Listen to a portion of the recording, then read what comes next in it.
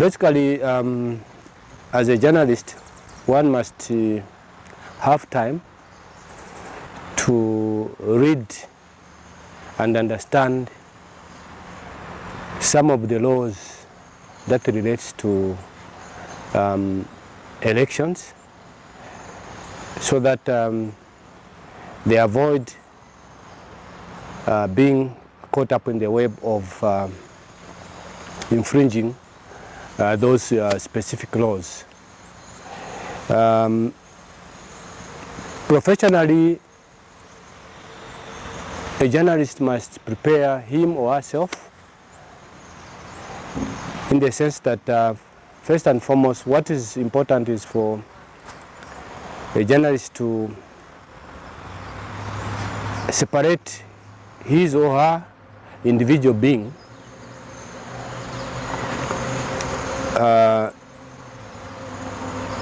and become a professional being.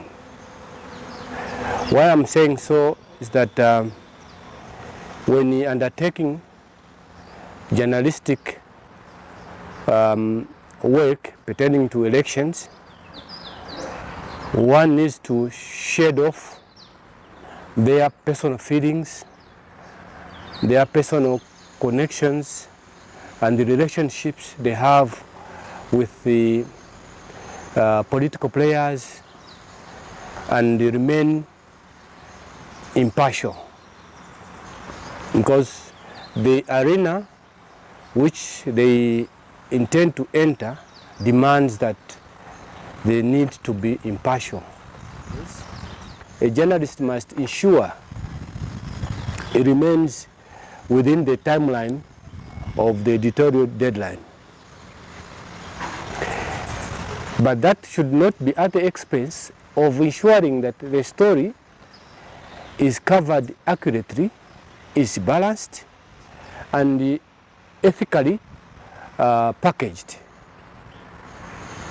So that's why you need to balance up the need for timeliness and also the need for ethical reporting. A journalist must acquaint himself or herself with all the relevant laws that govern elections.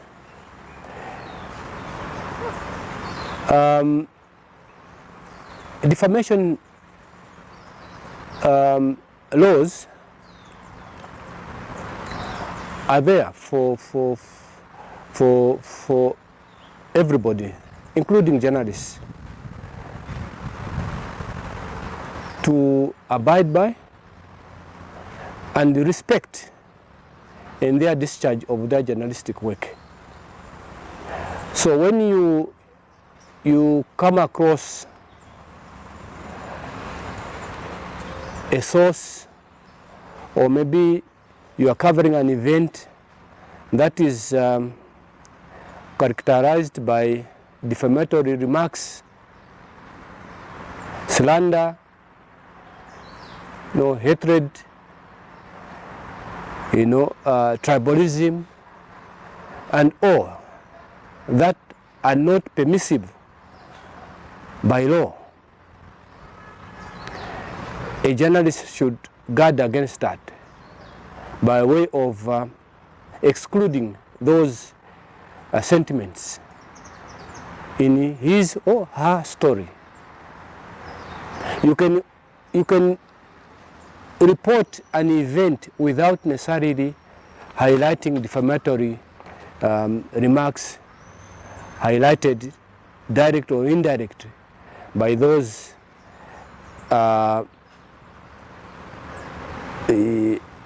participants in an election. So it's very important for a journalist to understand that hate speech, defamation is criminal by law, and that does not exclude a media person who carries out a story containing defamatory and hate tone of language. The beauty about elections is that they are not sudden events.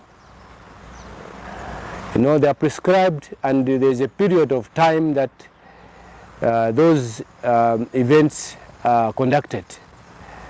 For example, under the Electoral Act, the Electoral Commission of Zambia sets the date, prescribes the period of campaign. So the moment a date of an election is set, be it a by-election or parliamentary by-election, a local government by-election, a journalist has adequate time to prepare him or herself for the assignment. So pertaining to the checklist one has to prepare, there are several, but I will just mention few important ones. That one, journalists shouldn't even miss out on their checklist. One is to ensure that all your journalistic gadgets or reporting gadgets which you intend to use are in good conditions. Nowadays we have phones, we have cameras, we have recorders, we have all sorts of equipment that we facilitate our coverage of elections. Ensure that they are in good conditions and available for use.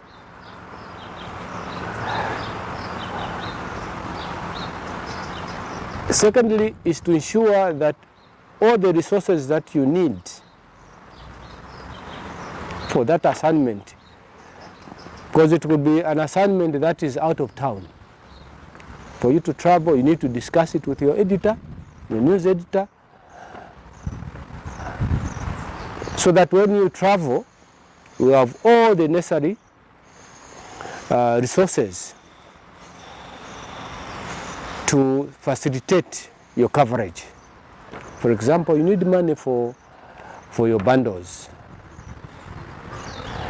You need money for lodging. You need money to communicate. You need money to send your stories and stuff. You know. You might also go with your laptop to send pictures and, you know, videos and the like. So all that needs to be available or at your disposal. The other thing that a journalist might need on his or her checklist is ensure that you have a list of all potential participants and their contacts. You reach out to them so that they have an idea that you are traveling there and how you could do, communicate with them while you are in that terrain. Where do you find them and stuff like that, so that when you start your work in that election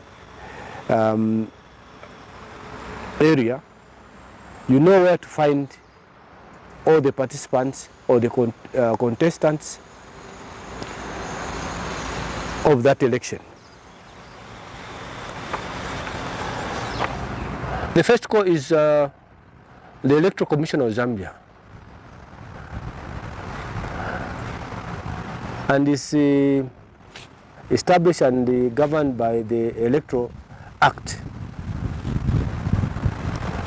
So you need to have a copy of the Electoral Act of Zambia to go through all the relevant provisions within that act. Then there's the Electoral Code of Conduct, which the Electoral Commission of Zambia usually avails to all the stakeholders, including the media. You need to have a copy of that. Also, you need to look at the Public Order Act, which the police relies upon to regulate or to manage elections in this country. So that you should be on the lookout whether both ECZ and the police are conducting themselves in accordance with the relevant laws, which have mentioned, such as the Electoral Act and the Public Order Act. Other institutions that you need to acquaint yourself, I think I've already mentioned them. These are election monitoring groups, CSOs,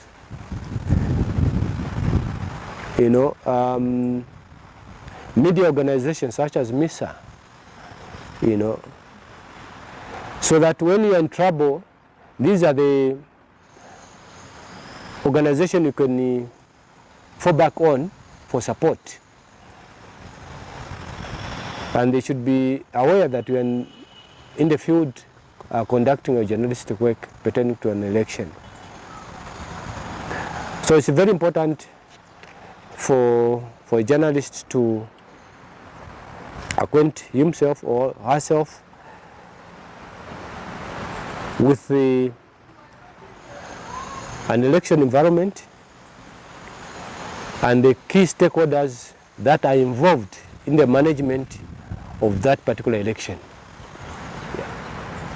It's simple. It's to conduct yourself ethically, professionally. That's it.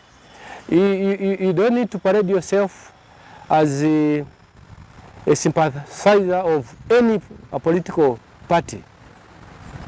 You are there as a neutral person. You are there as a professional, as I've said before. The moment you accept an assignment of covering an election, the first assignment you have for yourself is to discard the personal being and remain professional. So when you go there as a professional journalist, you don't need to wear a party regalia of any political party, to sing slogans, to chant. When they are celebrating, you are there also singing along. No, that's not your job.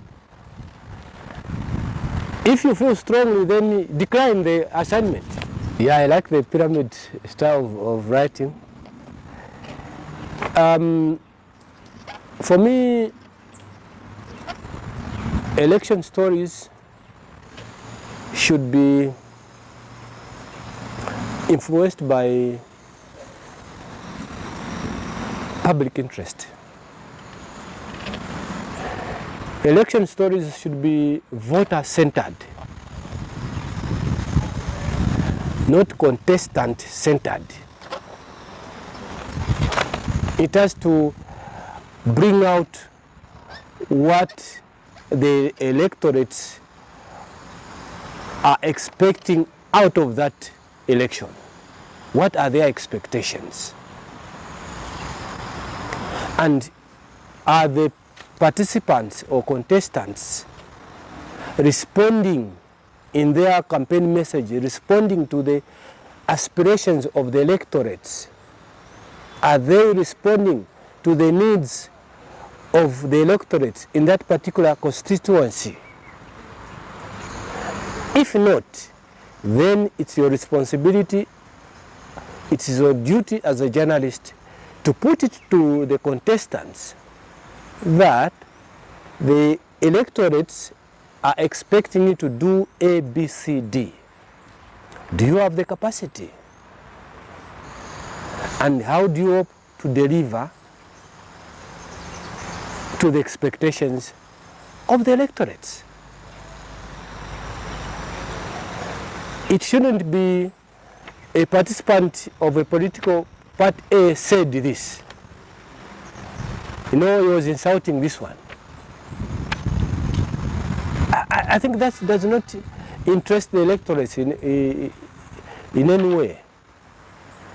So an election story should be anchored on public interest, focusing primarily on the needs and aspiration of the electorates of that particular constituency or district in terms of local government elections, in whatever it's a ward, district, if it's a chairperson or a mayor. My name is Mujuda. I'm a lawyer and a journalist. I have practiced journalism for a considerable period.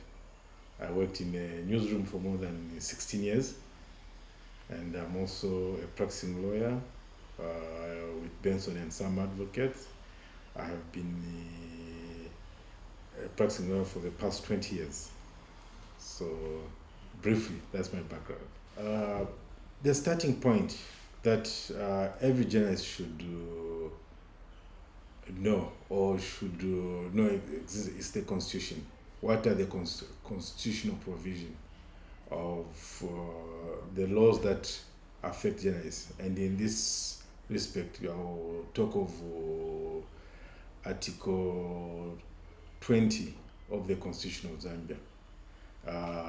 This one refers to freedom of expression, and I think that is the starting point that every journalist needs to be aware of. The other, then, in no order of importance, maybe I would say maybe the second most important law that one needs to be aware of is the Penal Code.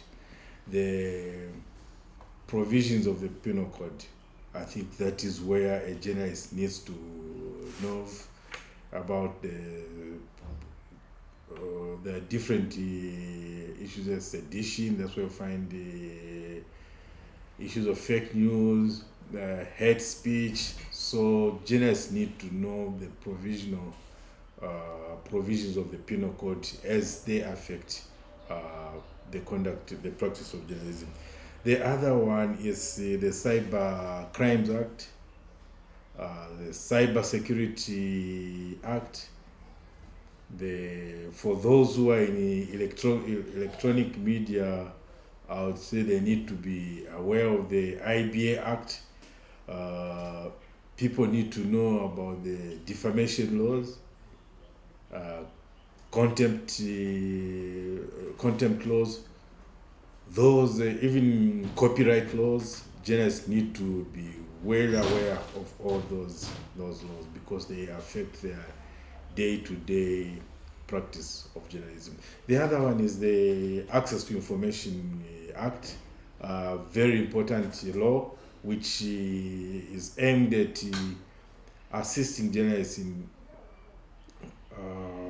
through when they are investigating stories, so they can use the art trying to in times when they would like to have access to information. So those are some of the laws that I think of just from my fingertips, which every journalist need to know, and I know they encounter such laws, such laws as they practice journalism.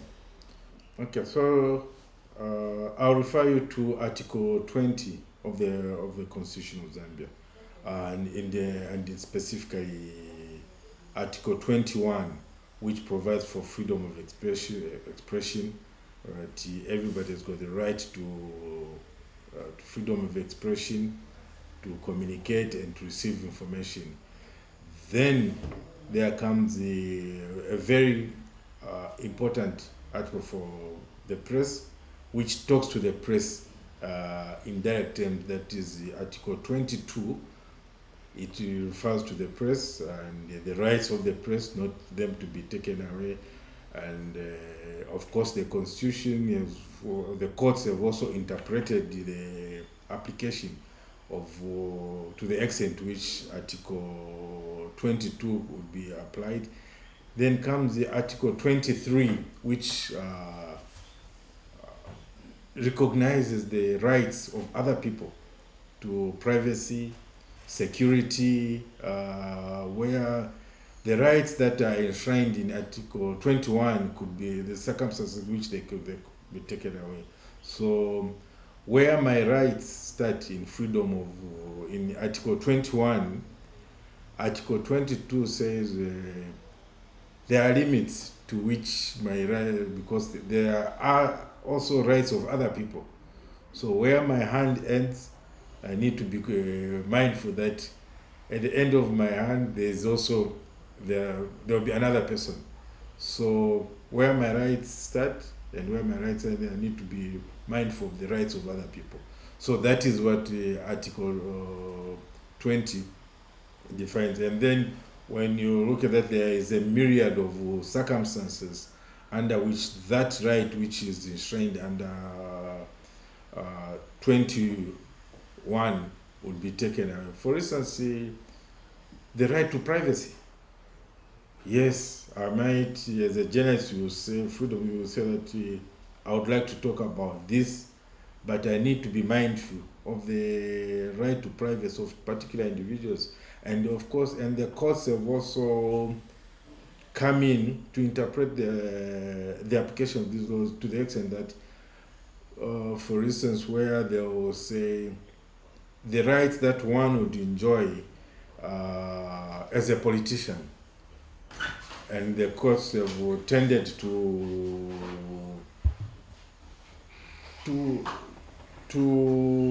give an exception that politicians, they would be expected to have a thick skin, even as they are in politics, compared to an individual who is who's just enjoying their private rights. So our courts, I think, have done quite a very good job. I think they've made those differences, and I know our jurisprudence is developing, but I think they've made the boundaries where they've said politicians would be expected to have a thick skin compared to other individuals. So where my rights end, where my rights start and where they end, they are also the rights of other persons. Journalism is one career profession that is highly regulated. There are a lot of laws. Unfortunately, these laws are found in different laws. You have the laws in the Penal Code, seditious practices, hate speech, cyber security crimes. So there are quite a number of situations that journalists have to face. It is important that the journalists are, specifically defamation laws, I think journalists need to understand that, and even how they are going to report, they need to make sure that they do their investigations properly, they investigate their stories, and verify their news sources to ensure that whatever they publish is correct. I always tell people, and I always tell journalism students, that journalism is all about truth. Anything that is a lie is not journalism. Anything that is fake is not journalism. So journalism is all about truth. Yes, when I say it's all about truth, that doesn't mean that journalists don't make mistakes. But the difference with a journalist is that once you notice that you've made a mistake, you apologize. That is journalism. Contrary to other things, for instance, propaganda. Somebody who spins propaganda, when they discover that what they said was a lie, they'll just spin another lie. For a journalist, we are not into spinning lies. Journalists are into truth. The process of gathering news is all about truth.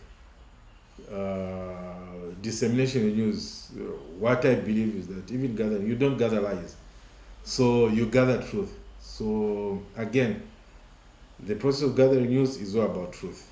The practice of journalism is all about truth. You discover is what you under honest circumstances, that what you communicated was you thought it was correct, but it turns out that it was a lie. You apologize.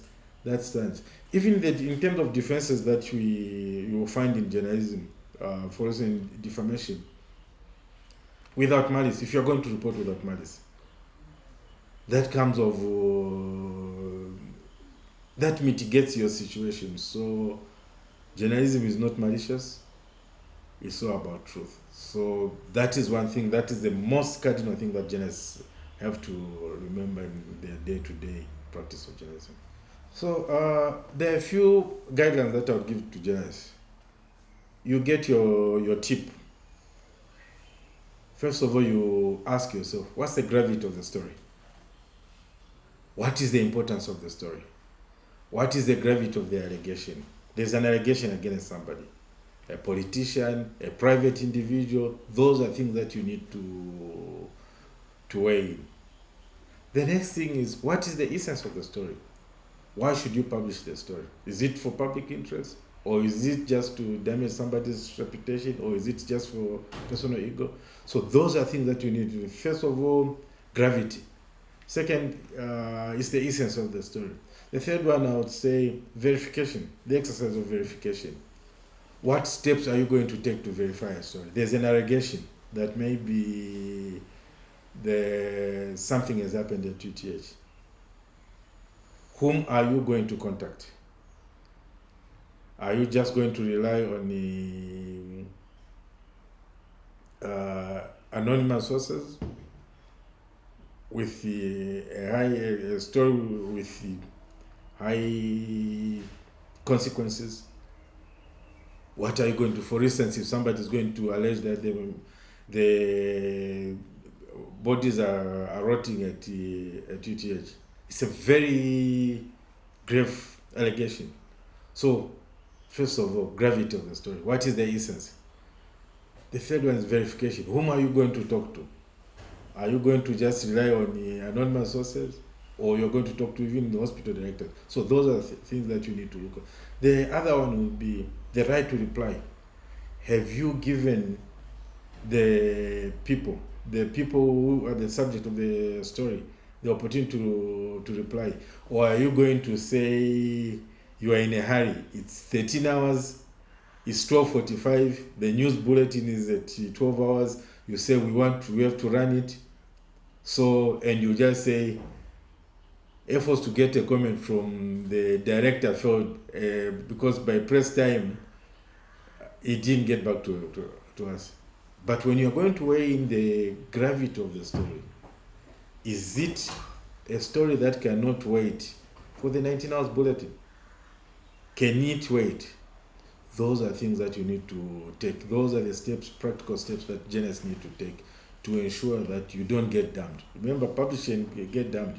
You publish a lie, your integrity is at stake. Every time a journalist is going to be apologizing, I think that brings the reputation of a journalist into disrepute. So always take these necessary steps. Weigh the gravity, essence, verification, right to reply. Did you allow somebody to reply to the story? Or even when you've spoken to somebody, I've seen some people would want to, there are times where somebody would want to stretch a story. They talk to somebody, they pose the question, certain responses of the subject, they keep it in their notebooks. Even when they know the response, so they can come and write it in the following day, so they've got a story, so to say that it's a running story. It is very important that members of the public, remember we are journalists answerable to the public. It's very important that you give the public right information and the timely information. So in practice, I think those are the practical steps that journalists need to take. So the biggest legal risk, for instance, is publishing unsubstantiated claims against other candidates. You could be sued for defamation of character, and mostly these are some of the legal risks that people do find. People throw a lot of allegations against other people. As a journalist, you need to verify such claims. People want to, sometimes people don't care what they do for the sake of winning an election. I think journalists should not be a platform for people to scandalize other people unjustifiably. We have a duty to ensure that we communicate the right, correct, the truth to the public.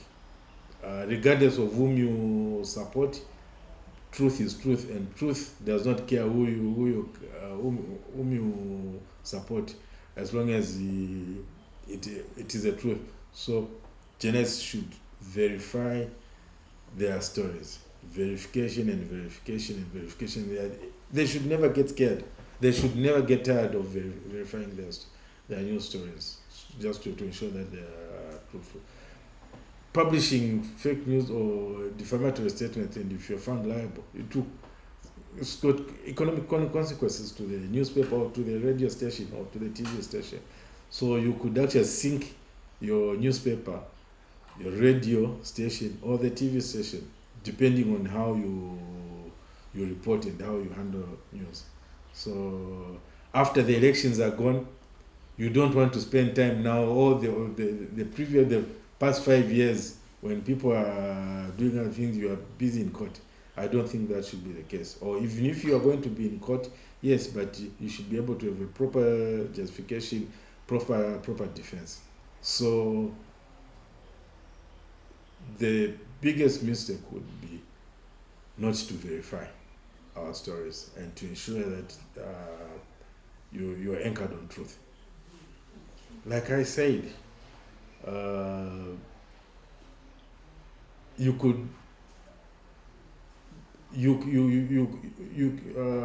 publishing a false story can sink a newspaper, can sink a radio station. So if you are not sure, don't publish it. Put it aside.